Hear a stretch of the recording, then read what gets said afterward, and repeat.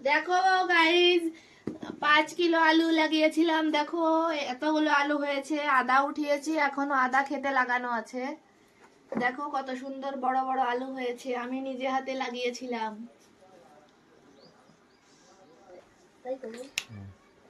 আমি নিজে হাতে লাগিয়েছিলাম, আলু তো হবেই।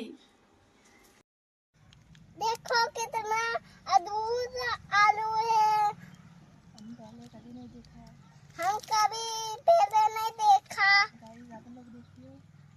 गाइस आप लोग देखियो, कमेंट में बताओ।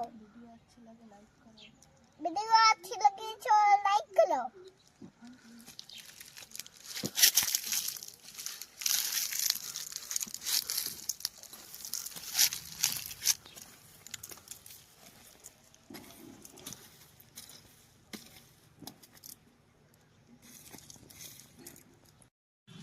मम्मा छोटा कुतला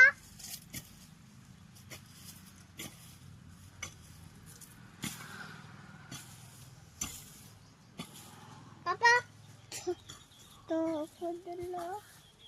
कुतला कौन सी छोटी बाइक